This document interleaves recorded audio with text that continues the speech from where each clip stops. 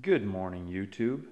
Gonna do a quick review of this ugly drum smoker build I just completed moments ago. All the parts that you see here, other than the barrel, came from UDSparts.com or uglydrumsmokerparts.com.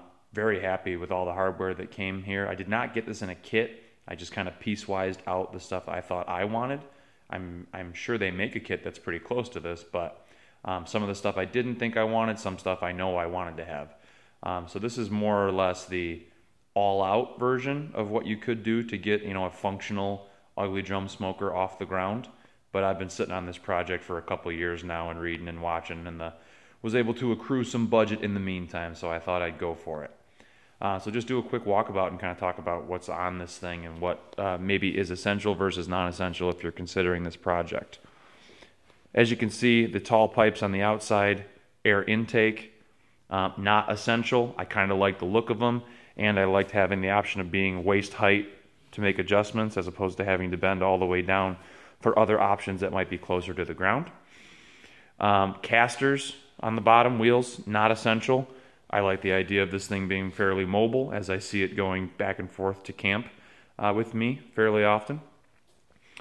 Thermometer on the front, obviously pretty essential. We want to make sure we're barbecuing at the right temperature. Air outlet, fairly essential. You want to make sure you got good airflow and can control your temperature. Hinge on the back, completely non-essential. They make a nice little hook that goes on the inside bottom of these lids that you can just drape it down the side. I really like the option of the hinge, and I think it was an extra 34 bucks. You can see with ease, we're able to do this with the hinge. Something I really liked.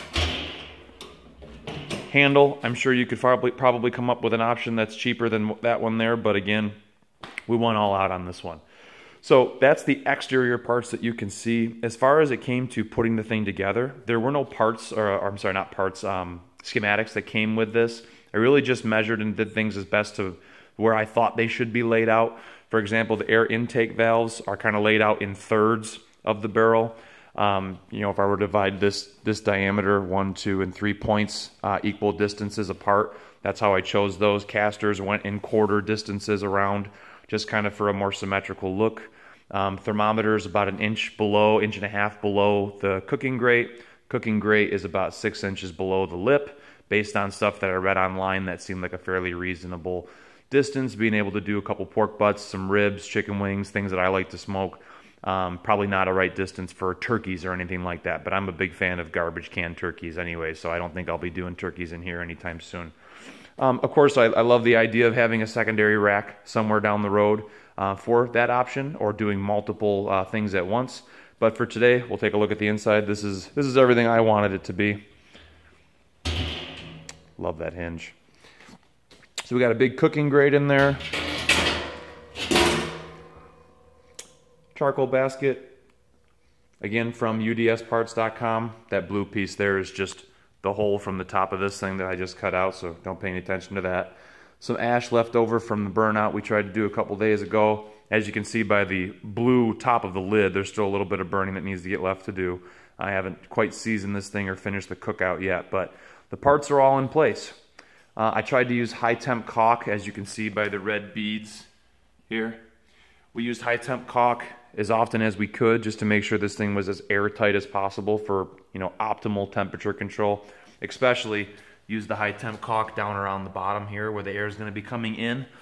The fit on those, as compared to the contour of the drum, the fit was a little loose, just based on what came from UDSparts.com. So I was a little liberal with the caulk down there just to make sure I was making sure everything was sealed up real good. Super happy with the parts. The assembly was, seamless. The tools that were essential when it came to putting this thing together: a step drill bit, absolutely essential. Some high temp caulk, absolutely essential. You're going to need a couple sets of sockets and a tape measure if you want to do it with any kind of symmetrical look to it. Otherwise, you can get slap happy and make something look good.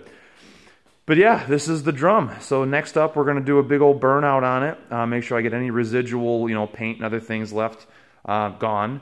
Then we're going to grease the inside of this thing with several cans of cooking spray and do a good clean burn with a charcoal basket. and then probably this weekend throw something on it to see how it cooks. As always with my YouTube videos, I love a little conversation. I don't always do things 100% right, and I hope I can provide a learning platform for someone else out there that might be watching. So let the comments flow. I hope to learn something from you guys, and hopefully you can learn something from me. Enjoy it, folks. See ya.